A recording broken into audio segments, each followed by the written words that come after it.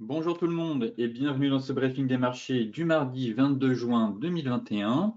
Tout d'abord, suite à vos commentaires d'hier concernant le micro, j'ai décidé donc de me rabattre sur l'ancien micro qui apparemment vous offre une meilleure qualité d'écoute. Donc en tout cas, merci à vous pour vos retours. Donc, tout de suite, je vous laisse prendre connaissance de l'avertissement légal sur les risques.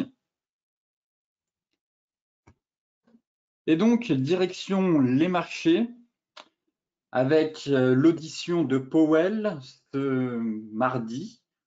Les marchés hier ont clôturé quand même en forte hausse, surtout à Wall Street, portés par les valeurs bancaires et de l'énergie, alors que les perspectives de reprise économique relèguent provisoirement au second plan les inquiétudes liées à la politique monétaire de la Réserve fédérale. Donc hier, gros rebond sur les grands secteurs de la côte américaine qui ont profité du regain d'optimisme des investisseurs après le coup de froid de la semaine dernière par James Bullard, qui avait vu quand même le S&P 500 subir sa pire performance hebdomadaire depuis février, en raison notamment, comme vous le savez, du changement de ton de la Fed sur l'évolution probable des taux dans les mois et surtout les années à venir, à savoir soit une hausse en 2023, comme le souligne Jérôme Powell, soit une hausse plutôt prévue, comme l'a laissé entendre James Bullard en 2022. Alors, les perspectives de reprise solide de l'activité ont au moins temporairement repris le dessus. Un mouvement qui a été aussi favorisé par les dernières déclarations hier durant l'après-midi de Christine Lagarde, la présidente de la Banque centrale européenne, et aussi on a eu, comme je vous le disais, plusieurs membres qui devaient intervenir. Donc on a eu Robert Kaplan qui lui aussi nous a fait un joli discours hier, le président de la Fed de Dallas. Donc face aux annonces plutôt encourageantes, soit de la présidente de la Banque centrale, soit d'un membre de la Fed, on a eu un gros rebond quand même sur l'ensemble des marchés et surtout sur la cote américaine. En Europe, les marchés ont reculé un peu ce matin sur les bourses européennes, à quelques heures, comme vous le savez, de l'audition au Congrès de Jérôme Powell. Les marchés restant toujours tiraillés entre la solidité des perspectives de reprise et, bien évidemment, les craintes de hausse des taux. Alors, si les craintes d'un relèvement plus rapide qu'anticipé des taux d'intérêt américains ont pesé sur la tendance vendredi et un peu hier en début de journée, on a quand même ouvert avec un gros gap baissier, et comme je vous le disais, les propos de Christine Lagarde, eux, soulignant les différences entre la reprise économique aux États-Unis et en Europe, ont tout simplement rassuré les investisseurs. Donc, bien entendu, tant que les banques centrales continueront de murmurer à l'oreille des marchés des propos rassurants, tout va bien dans le meilleur des mondes. Après la clôture des marchés américains, on a aussi eu hier la Réserve fédérale qui a donc publié la déclaration que fera Jérôme Powell, son président, à l'ouverture de son audition au Congrès ce mardi, comme je vous le disais, à 18 h. Une déclaration dans laquelle il met toujours en avant l'amélioration soutenue de la situation économique aux États-Unis. Et il a encore répété que si l'inflation a progressé de manière notable, selon lui, cette poussée devrait se dissiper. Et encore une fois, l'inflation est transitoire selon Jérôme Powell. Donc l'audition aura lieu cet après-midi devant une commission de la Chambre des représentants. Elle devra débuter à 18 h. Donc après, bien entendu, ce sera les questions que l'on va poser à Jérôme Powell qui pourraient un peu créer de la volatilité sur les marchés, mais son discours, lui, en tout cas, ne devrait pas évoluer depuis la semaine dernière. Côté macro, j'ai uniquement un graphique à vous proposer. On n'a pas beaucoup d'indicateurs économiques cette semaine. Ici, c'est tout simplement l'indice MSCI Europe. Donc, c'est un peu le S&P européen. Le MSCI Europe Index est tout simplement un indice boursier qui permet de suivre l'évolution des bourses des pays européens, surtout développés. Donc, il couvre les bourses d'actuellement environ la liste, il me semble qu'il y a actuellement 15 pays. Et les pays avec le plus de poids sont bien entendu le Royaume-Uni, la France, puis l'Allemagne. Il me semble, si je ne dis pas de bêtises, que dans cet indice, on devrait retrouver à peu près 400 entreprises. Donc, ça équivaut, comme je vous le disais, au S&P 500, mais en Europe, seulement qu'on a uniquement 400 entreprises. Ce qui me plaît dans ce graphique, c'est surtout le breakout haussier qu'on a eu des plus hauts historiques, un niveau qu'on n'avait pas atteint depuis maintenant 2000. Et force est de constater qu'on a eu récemment un breakout haussier. Donc logiquement, en trend following, quand on parle de breakout haussier, donc de suivi de tendance, l'histoire nous montre que les prix ont tendance à poursuivre cette accélération haussière. Alors comme je vous le disais, je remarquais qu'on avait quand même eu des signaux baissiers sur les indices. Toutefois, l'Europe, eh bien, affiche quand même une belle performance depuis maintenant le début de l'année et puis surtout depuis même 2020. Et le fait qu'on ait cassé ce niveau constitue en tout cas un signal haussier encourageant pour la suite. Derrière, les perspectives restent toujours quand même solides. On attend quand même toujours une reprise économique forte. Toutefois, généralement, les prix ont tendance à venir faire effectuer un pullback avant de repartir. Donc, pour ma part, j'estime encore qu'on est sur des marchés qui sont haussiers. Un repli, une correction ne serait pas à exclure, étant donné qu'on est quand même assez haut perché sur l'ensemble des indices. Mais à long terme, en tout cas, si on analyse correctement ce graphique, eh bien, l'Europe devrait poursuivre son ascension. En tout cas, le MSCI Europe, lui, indique clairement une poursuite de la hausse à venir. On était quand même sur un très très gros niveau clé qu'on a travaillé une fois, deux fois, trois fois, quatre fois, et à la cinquième fois, on a enfin réussi à casser ce niveau. Comme je vous le disais, un repli ne serait pas à exclure, mais si les perspectives économiques et finalement, Jérôme Powell a raison, l'inflation n'est que transitoire, et bien cela devrait permettre au marché de souffler un peu et repartir dans le sens du flux pour inscrire de nouveaux records en cette année 2021. Côté graphique maintenant, direction les indices avec notre CAC 40.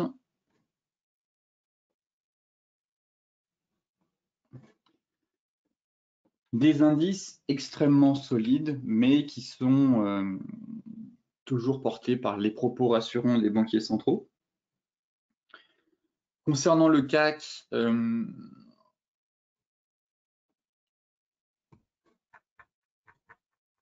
on tente quand même de franchir les 6600 points. Bon, c'était un niveau où j'estimais que les vendeurs pouvaient une nouvelle fois montrer un peu de force si on clôturait sous les 6600. Finalement, on a quand même clôturé au-dessus de la Kijun et donc on est repassé au-dessus de la zone hebdomadaire 6600, 5580. Des marchés qui sont vraiment solides. On fera le point aussi sur le DAX derrière. On a eu vraiment un gros rebond. Alors, vendredi, beaucoup de volatilité sur les marchés, des signaux baissiers qui se sont formés et finalement, la volatilité s'est complètement écrasée hier. Le VIX est retombé et derrière, plus rien. Comme si finalement le flux baissier qui était en place n'arrive pas à prendre. Il suffit qu'on ait des propos, comme je vous le disais, de banquiers centraux, et derrière, ça y est, le risque n'est plus là, et difficile en tout cas de mettre en place des scénarios swing sur cet indice. J'estime toujours qu'on a quand même eu un gros signal baissier sur le CAC, mais ce qui me dérange, c'est qu'on soit repassé au-dessus des 6600 points. J'attends encore un peu de voir quelle va être la réaction des marchés, mais en plus, j'ai un signal technique aussi en données 4 heures. On a eu ici une cassure Tenkan Kijun, on est repassé en dessous. Là, on est en train de refaire une cassure Tenkan Kijun. Chikou est totalement libre de tout obstacle. Et je suis un peu tiraillé sur les indices. En tout cas, sur le CAC, extrêmement solide. Je ne m'attendais pas à ce qu'on ait une telle reprise et qu'on parvienne surtout à clôturer au-dessus des 6600 points. Donc, tant qu'on est au-dessus de ce niveau, les ventes me paraissent compliquées. Même si j'étais plutôt baissier hier, là, la configuration que j'ai là, bon, en plus on a potentiellement, on a un avalement 4 heures, mais la baisse n'est pas convaincante. Ici, on a vraiment eu un avalement baissier. J'attends vraiment de voir comment va se clôturer cette séance, mais effectivement, si on clôture au-dessus des 6620 points, au-dessus de la bougie précédente là, je considérais qu'on a potentiellement un signal technique haussier sur le CAC. Alors que sur le DAX, la situation est un peu plus différente, je trouve, mais sur le CAC, pour l'instant, les acheteurs sont très présents et les vendeurs ont réussi un peu à entamer un mouvement correctif, mais ça prend pas. On a retracé, pour l'instant, on est sur le niveau des 50%. Voilà pourquoi je considérerais que la cassure Tenkan Kijun sera validée si on casse les 6620. Car là, on peut potentiellement faire un gros rebond, faire en sorte que cela dysfonctionne, que le setup cassure Tenkan Kijun dysfonctionne, et repartir en direction du sud. Par contre, si la bougie 4 heures est validée et que derrière, on casse 6620, donc le niveau des 61,8, alors j'estimerais qu'on a un signal technique haussier sur le CAC 40 et qu'il faudra de nouveau en fait, bien, se repositionner dans le sens du flux qui est haussier depuis de nombreuses semaines pour aller chercher les 6700 points. Voilà un peu le scénario que j'ai sur le CAC, mais la clôture déjà 4 heures va nous donner pas mal d'infos, même si ici elle valide. Par contre, on rebreak dans l'autre sens. Là, j'ai l'impression qu'on a un marché qui hésite. Donc la clôture journalière va être très importante ce soir, mais surtout cassure des 6620 points, qui invalidera ou non ce scénario, ce setup haussier qu'on est actuellement en train de valider sur le CAC 40. Concernant le DAX, le DAX, c'est pareil, en fait, on est sur le niveau des 61,8, toujours. Je vous parlais de cette grosse zone sur les 50, le niveau des 50, où j'estimais que les vendeurs devraient logiquement reprendre l'ascendant psychologique. Je garde un biais baissier, par contre, sur le DAX, tout simplement car j'estime que les signaux sur les unités de temps hautes sont plus importantes que sur les unités de temps plus courtes. Donc malgré les signaux qu'on a eus hier, il y a des bougies 4 heures et daily assez haussiers, on reste toujours sur un avalement baissier avec une divergence qui est validée. Donc là, on refait un retour assez agressif, mais on a toujours cet avalement baissier qui n'est pas invalidé. Et donc, ce pattern, logiquement, s'invalide si les cours clôturent au-dessus des 15 850, 15 860. Et encore une fois, tant qu'on est capé par ce haut de canal, j'estime encore que la hausse me paraît limitée. Mais pour l'instant, pareil, les acheteurs sont très présents. Généralement, le niveau des 50% du corps de la bougie représente une résistance importante et on est pile poil dessus. Si je zoome, voilà. Qu'on a une belle bougie baissière, le corps de la bougie, les 50% représentent un niveau de résistance. Et donc, on est pile poil dessus encore. Et on est sur cette grosse zone clé que je vous parlais hier en données 4 heures.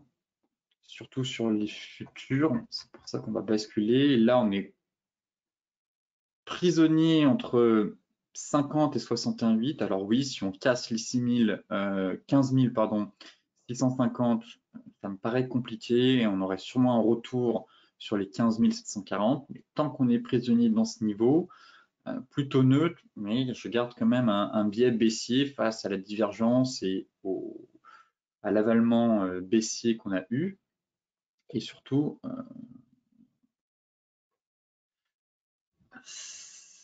en données 4 heures, c'est la fameuse zone ici. Voilà, on est en plein dedans. Donc on a fait quand même un bel avalement baissier en données 4 heures. On a failli clôturer sous la zone ce matin. Finalement, bon, ce n'est pas validé. Voilà pourquoi je préfère en tout cas le DAX actuellement que le CAC 40. Malgré la forte reprise haussière qu'on a eue, je trouve que on est encore sur un niveau clé. Par contre, très clairement, si on break les 6 000, les 15 000, décidément, les 15 650, ça me paraît compliqué pour les vendeurs derrière de reprendre, d'engager une nouvelle dynamique baissière. Très clairement, si on break ce niveau, je ne vois pas ce qui empêchera le marché de retourner sur les 15 750, 15 800. Là, j'aime bien l'avalement baissier qu'on a fait. Dommage qu'on n'ait pas clôturé sous cette fameuse zone. Donc là, en revanche, sur le futur, on a fait de l'excès, mais il faudrait qu'on repasse très clairement sous les 15 533. Et là, on validerait l'avalement baissier pour aller chercher 15 390 et retour sur les plus bas. Voilà un peu ma vision sur le DAX. Tant qu'on est entre les 50 et les 60% plutôt neutre, je garde quand même un biais baissier. J'aimerais qu'on casse ce niveau pour confirmer l'avalement baissier, car là, en fait, ce serait prendre une vente sur un support, donc, ce qui n'est absolument pas envisageable. Donc, il faut encore se montrer patient. Et invalidation du plan si clôture au-dessus des 15 650. Et là, ça mettrait même en péril la divergence et le gros avalement baissier qu'on a eu. Donc, voyons voir cet après-midi la réaction des US et surtout la réaction des investisseurs face au discours de Jérôme Powell cet après-midi. Le Dow Jones, très solide, très solide. J'évoquais cette zone pour essayer de repartir dans le sens du flux. Finalement, on se rend bien compte qu'on n'a eu aucun signal de retournement dans la zone. Au contraire, dès l'ouverture, bougie flux directionnelle et impulsive. Donc là, direct, on sait tout de suite qu'il ne faut pas se positionner dans le sens, qu'il ne faut pas se positionner face au flux. On avait aussi une divergence haussière qui s'est validée. Elle était déjà validée sur les futurs en données 4 heures. Là, en données 1 heure, on a validé une belle divergence. Si on reprend la dernière vague de baisse, qui est vraiment celle-ci, voilà, on est venu chercher le niveau des 50. Donc, niveau des 50, objectif atteint sur la divergence horaire sur le cash. Pareil sur le futur, on fera un point sur les futurs juste après. Et là, on a retracé les 30%. On est venu bien combler le gap, retracement des 30%. Donc, pour l'instant,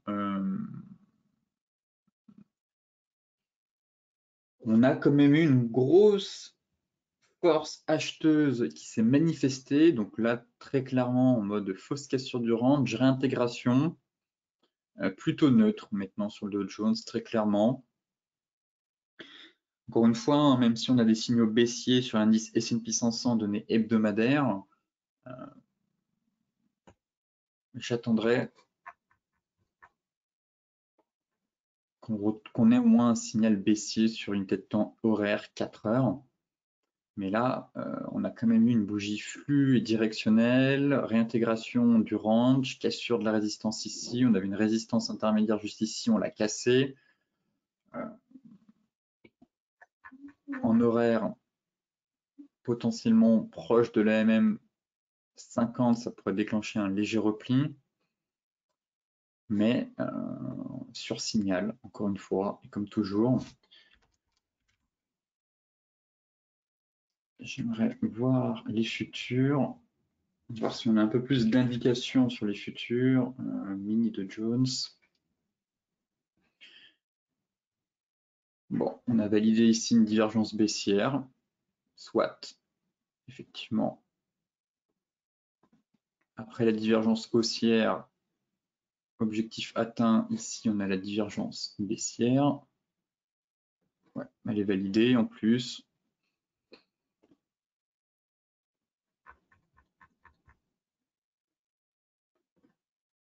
Et on a un avalement baissier, voilà, quasiment un avalement. Alors, on va voir sur la clôture comment, mais pour moi, ça reste quand même un avalement baissier sur le niveau des 50%. Donc, très clairement, c'est ici que ça va se jouer. On pourrait retenter des ventes sur ce niveau, retracement des 50%, pour retourner tester le bas de range. On a quand même un avalement 4 heures, divergence horaire, moyenne mobile 50 qui devrait aussi arriver, renforcer ce niveau.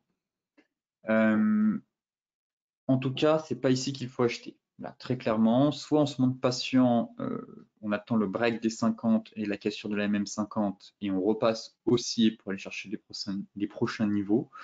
Mais acheter ici, c'est pas une bonne chose à faire selon moi.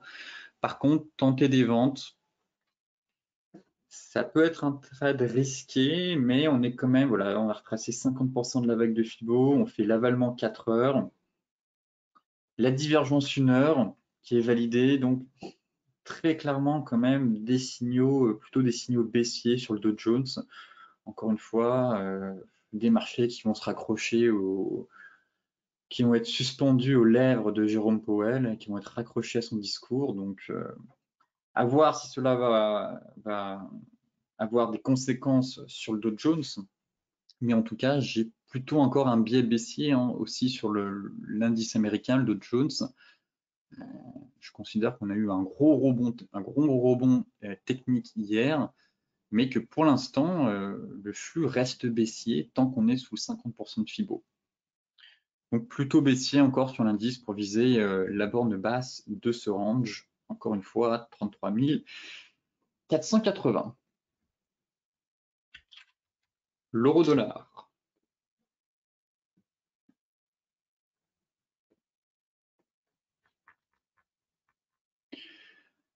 Alors l'euro-dollar qui n'aura pas réussi à faire son avalement, sentiment qu'on est plutôt en train de faire un pullback, toujours sur un gros niveau de support.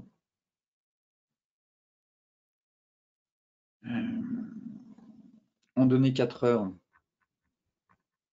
la divergence a quand même eu beaucoup de mal. Alors ça a permis de stopper un peu l'hémorragie baissière.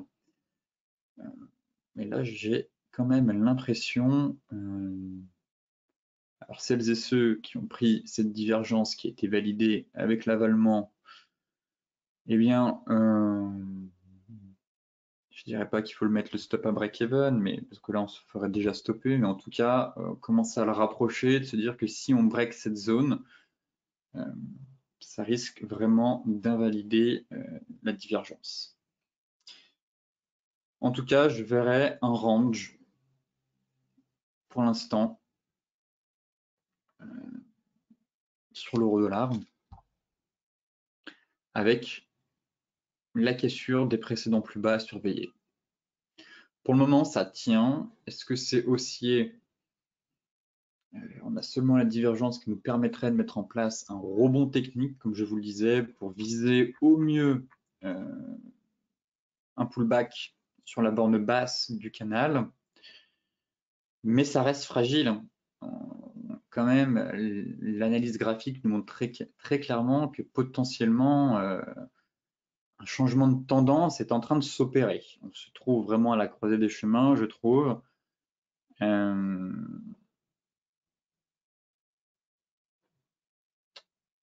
Et que tout va dépendre en fait du support à 1,1875.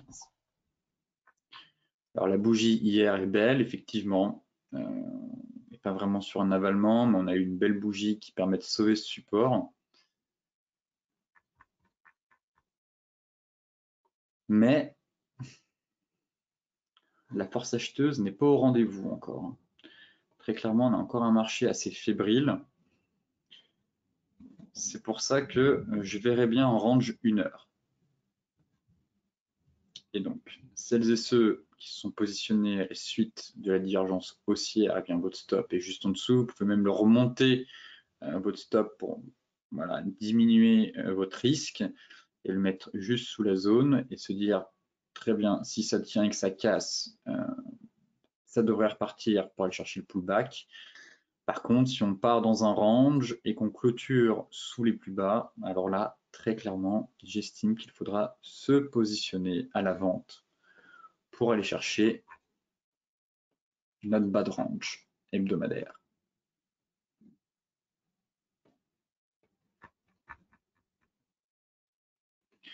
Voilà. Car là, le scénario 1, c'est venir faire le pullback sur la moyenne mobile 50 et le bas du canal, et derrière, revenir tester en fait notre range hebdomadaire qui est juste là et repartir sur les 1,1738. Donc tout se joue sur le support des 1,1875 pour l'instant. D'où l'importance d'attendre une clôture daily sous les plus bas pour aller chercher l'objectif, aller chercher à peu près quasiment 100 pips pour venir prendre appui sur la borne basse de ce range. L'AUD USD,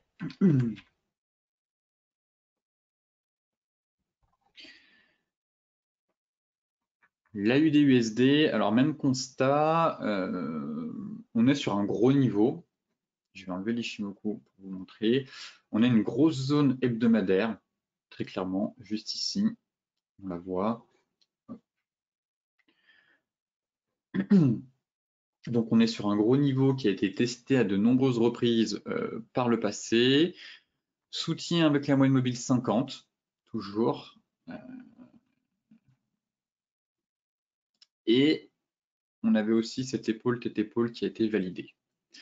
Donc pour l'instant, un peu comme sur l'euro-dollar, on est sur le fil du rasoir. Si on clôture sous ce niveau, sous la même 50, je viserai donc plus bas pour la UD-USD pour viser la moyenne mobile 200, les 0,7250. On a potentiellement un niveau intermédiaire juste ici, 0,7330 en TP1 et 0,7250 en TP2. Ça, c'est sur la vision hebdomadaire. Donc, pour l'instant, on est sur un gros support.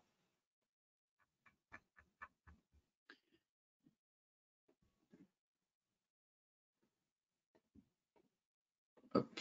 Et là, on a la cassure de notre épaule tête épaule. Maintenant, si on reporte l'objectif théorique, ça nous donne même un niveau bien plus bas. Pourquoi pas tenter des ventes si on retourne sur ce niveau? Encore une fois, ça pourrait faire le pullback et donc avoir un ratio assez important si derrière le marché replonge. Donc, il faut, selon moi, comme je le disais, soit attendre un pullback, soit attendre la cassure de ce niveau. Hein, pour éviter, pour ne pas se prendre les pieds dans le tapis avec la moyenne mobile 50 qui pour le moment hebdomadaire est la grosse zone qui pourrait très bien permettre à la paire d'effectuer un puissant rebond et d'invalider, pourquoi pas derrière, l'épaule tête épaule. La cassure serait vraiment un signal puissant de la part des vendeurs pour aller chercher TP1, TP2. En données 4 heures, pour le moment, ça tient.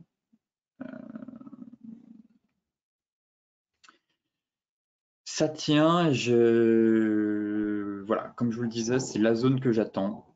Venir pullbacker ici, se rapprocher de la MM50 le plus proche possible. Et de la Kijun, derrière elle devrait descendre, on est quand même dans une situation de survente. Là, très clairement, il n'y a rien à faire, comme je vous le disais. Le mieux serait d'attendre, voilà, si possible, un retour vers cette zone avec la MM50 et dès qu'on obtient un signal, repartir dans le sens du flux, qui est très clairement baissier. Donc, si on retourne ici, prendre des bénéfices, mettre son stop à break-even et espérer avoir une cassure derrière de la MM50 pour aller chercher plus bas, avoir une grosse accélération. Si ce scénario ne se réalise pas, dans ce cas-là et qu'on évolue dans un range, eh bien attendre la cassure par le bas ici pour viser le niveau des 73. Voilà un peu comment je vois les choses sur cette paire. Donc, soit le support, soit rebond et pullback sur la ligne de coup de l'ETE de long terme pour se repositionner dans le sens du flux avec un stop loss assez serré pour avoir quand même un ratio assez bon, au moins de 1 pour 2 pour viser TP1, TP2.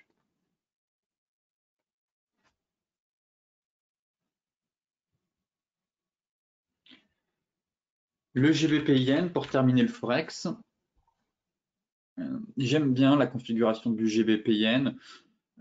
Pour rappel, en hebdomadaire, on a très clairement validé la divergence et on fait le pullback en fait sur la résistance.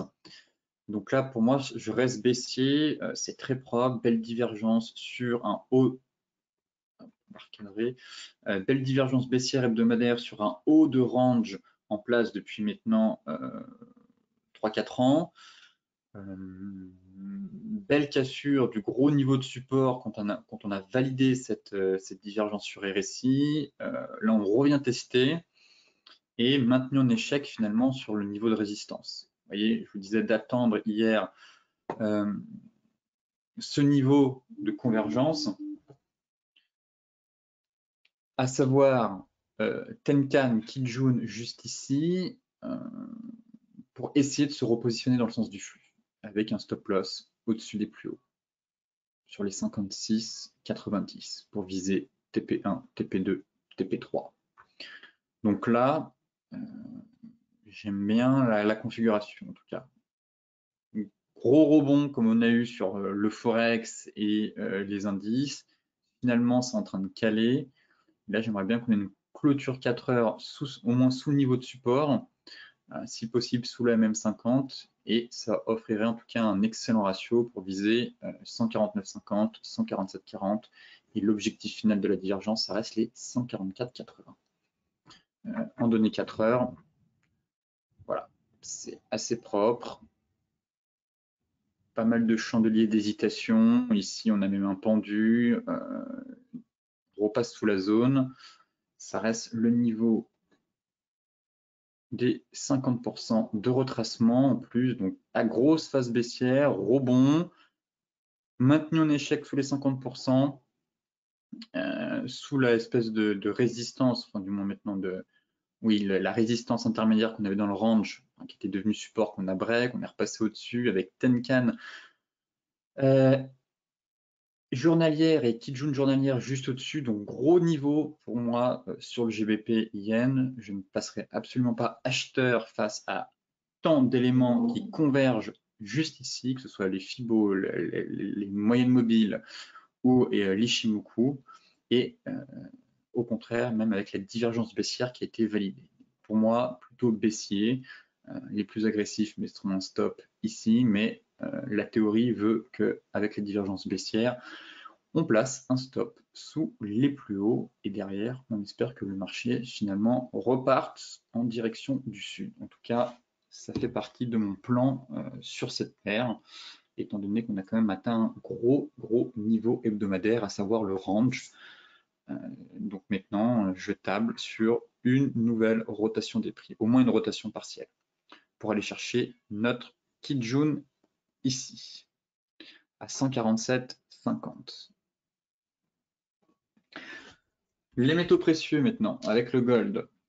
Le gold, je suis un peu surpris par la bougie, tout simplement car hier, j'évoquais dans le briefing des marchés un avalement haussier. On avait un avalement haussier, donc la clôture effectivement est juste, mais je ne comprends pas pourquoi ProRealTime m'a configuré à changer en fait la bougie. Est-ce qu'il y a eu un roulement d'échéance ou est-ce que c'est tout simplement un bug venant de la plateforme? Je vais essayer de creuser ça, mais je suis étonné de la bougie en tout cas, car hier on avait au contraire un gap baissier ici et on avalait, enfin du moins on avait un avalement, donc je vous parlais potentiellement d'un creux à court terme, et aujourd'hui on n'est plus du tout en fait dans cette configuration, on a tout simplement un doji, donc effectivement c'est un peu embêtant dans l'analyse, car là, c'est pour moi un rebond, tout simplement un rebond technique, sous la zone de polarité, avec une probabilité d'aller chercher l'oblique haussière.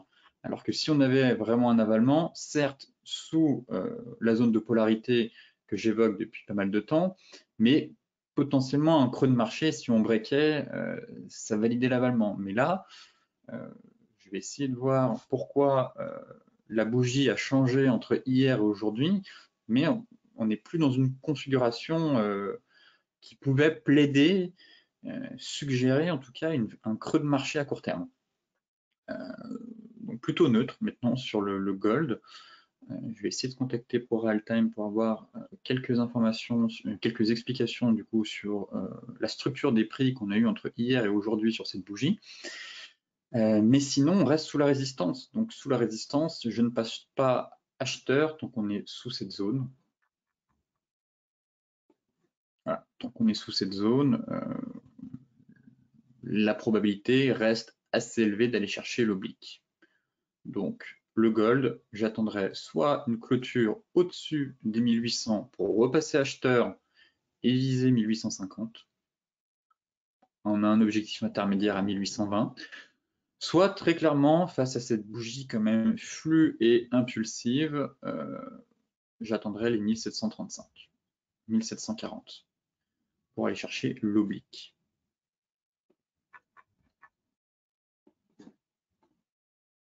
Mais je ne passe pas haussier.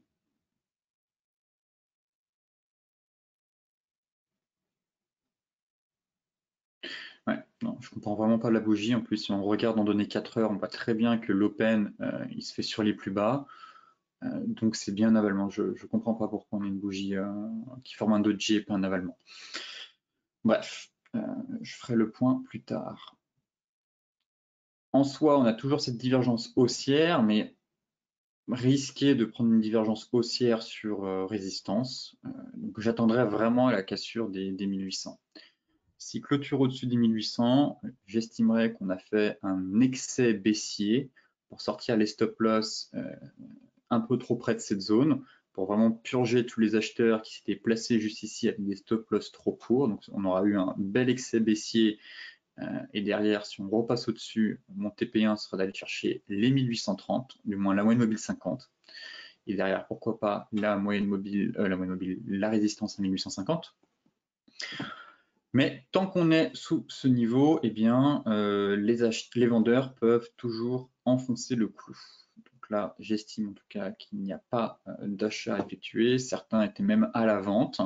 Donc celles et ceux qui sont à la vente sur le gold, eh bien, votre stop break-even et vous espérez qu'on aille chercher l'oblique. Donc logiquement, vous pouvez même mettre votre stop juste au-dessus ici, des 1800, mettre un stop win et se dire très bien, si le marché break, j'ai quand même pris pas mal de baisse et au final, je sors gagnant.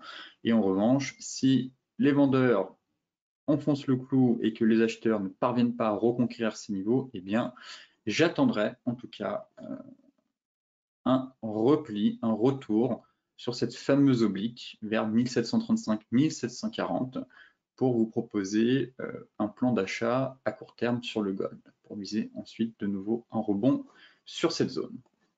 Donc, affaire à suivre sur le gold, on est vraiment sur, on travaille vraiment un gros niveau clé et ça va être assez décisif pour la suite. Le Brent, très solide, un pétrole toujours solide qui a quasiment atteint l'objectif ce matin. Donc là, vous pouvez commencer à prendre une bonne partie de vos bénéfices. Bravo à celles et ceux qui ont tenu dans la durée. Je considère qu'on a quand même que l'objectif a été atteint quasiment à quelques centimes près. On a fait un plus haut à 75,30. J'avais pour objectif 75,60. Bon, pourquoi pas grappiller encore un tout petit peu? C'est vrai que comme je vous le disais, ce serait très propre techniquement d'aller chercher cet oblique. Là, ce serait incroyable. Incroyable d'aller chercher cet oblique. Là, on a la petite mèche ici, de faire dernier excès, pourquoi pas trouver un peu de force pour aller chercher l'oblique et les 76. Effectivement, ce serait très propre techniquement. Pour ma part, je passe pas baissier, mais plutôt neutre maintenant, dans le sens où j'estime quand même qu'un objectif majeur a été atteint, même si bon, le triangle, lui, nous dit qu'il y a de la place pour aller chercher les 80 $. Je me montre pas aussi ambitieux que ça. Ça me paraît haut, les 80 $, et surtout, on a un très gros niveau. On est sur un très gros niveau maintenant.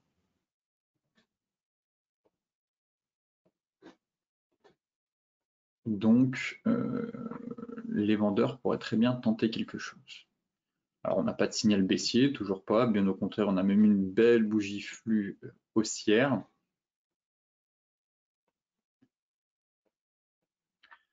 En données 4 heures, ça reste solide pour l'instant. On est toujours sur des plus bas et des plus hauts de plus en plus haut. Tente un repli, mais là, j'attends vraiment un signal journalier pour tenter un repli sur le pétrole. Mais pour l'instant, c'est haussier, les acheteurs sont présents, ils gardent la main.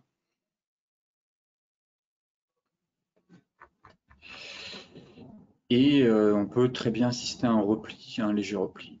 Donc, non, rien à faire sur le pétrole pour l'instant, en tout cas pas de signaux vendeurs, ça ne sert à rien de se positionner à la vente. C'est un peu tôt, on peut très bien aller chercher, comme je vous le disais, encore une fois, trouver la force de trouver notre oblique.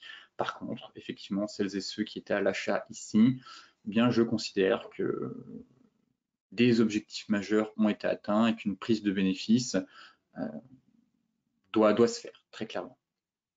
Là, vous ne devez pas sortir en perte sur le pétrole après une telle hausse depuis le mois de juin.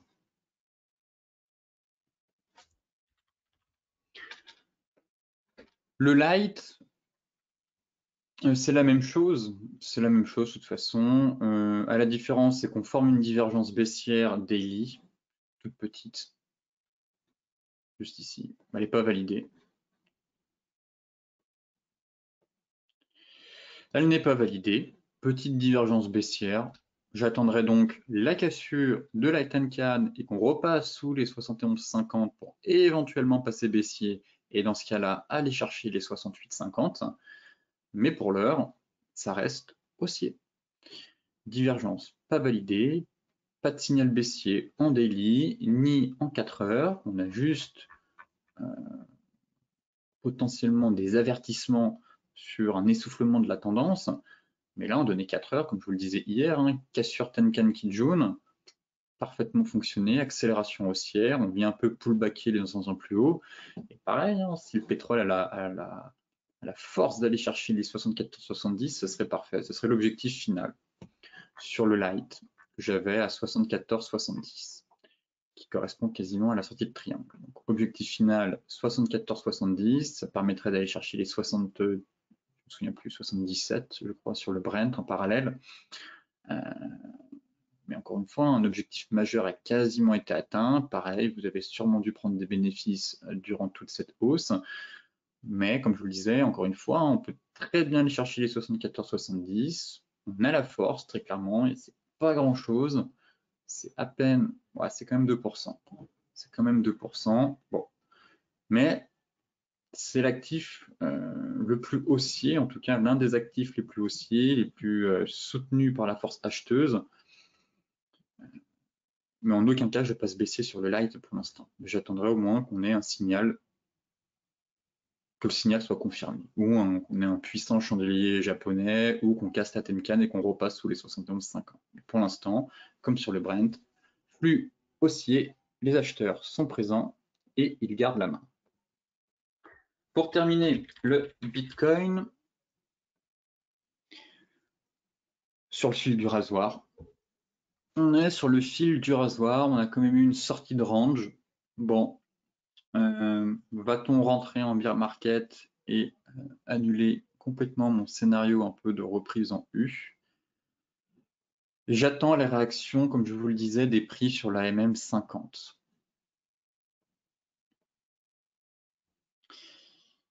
Qui, à chaque fois, durant les grosses phases de bull run, avait quand même déclenché un rebond.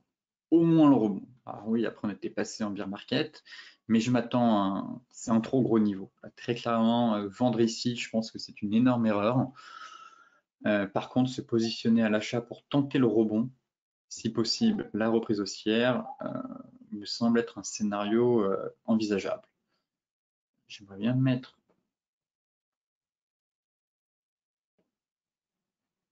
pour le coup en logarithmique pour voir un peu.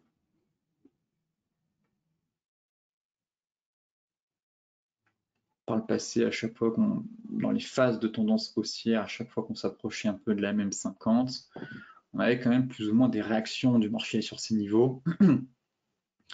Et là, elle n'a jamais été testée depuis.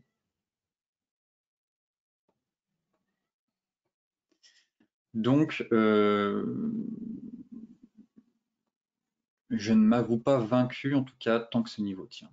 Là, pour moi, c'est un niveau majeur et j'estime que les acheteurs vont tenter quelque chose sur ce niveau, très clairement. Très clairement, on va avoir un rebond sur les 33 850, pourquoi pas 40 000. Et dans ce cas-là, si on échoue et qu'on recasse cette MM50, eh bien oui, gros risque de bear market avec direction les 25 000 puis les 20 000. Mais là, c'est vraiment un très très gros niveau. Niveau à 30K, voilà, c'est l'un des plus gros supports. On avait celui à 44 850. On a aussi celui, du moins maintenant la résistance à 40 800. Là, c'était vraiment un support intermédiaire. Là, c'est un très gros niveau. Et derrière, il n'y a plus rien. Ensuite, le prochain gros niveau, c'est les 20 000. C'est les anciens plus hauts. Donc, si on casse ça, je vois pas. C'est que des supports intermédiaires derrière. C'est pas des gros niveaux de support mensuel ou hebdomadaire. Là, on est quand même sur un niveau de support hebdomadaire, voire mensuel, plus la même 50. Donc, pour l'instant, je serais pas étonné qu'on corrige encore un peu et qu'on vienne prendre appui sur la moyenne mobile 50. Voilà. Donc, j'attendrai encore le BTC et je commencerai à essayer de trouver des signaux au moins plutôt sur des données de temps 4 heures pour essayer de jouer le rebond technique sur le BTC.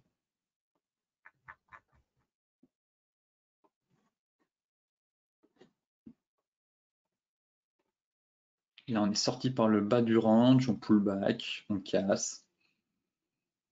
Rien à faire sur le BTC. En tout cas, en données 4 heures, on n'a pas de signaux haussiers et parti comme c'est, en tout cas, je verrais bien une poursuite du flux baissier pour au moins prendre appui, effectuer une première touchette sur les 30K. Une fois qu'on aura effectué la touchette, se baser sur une unité de temps 4 heures au moins, daily, ce serait plus confortable pour ensuite avoir un signal technique haussier et jouer le rebond technique. C'est aussi simple que ça. Mais là, vous voyez que la zone, on n'est pas encore venu la chercher. Moi, c'est 30 450 et risque de dégringolade si clôture sous les 29 800. Donc, encore une fois, j'attends patiemment une réaction des prix une fois qu'on aura touché cette zone. Voilà concernant le BTC. Écoutez, je vous souhaite une excellente journée, de très bons trades, soyez prudents sur les marchés. Et donc, on se retrouve demain pour faire un nouveau point complet sur la planète finance.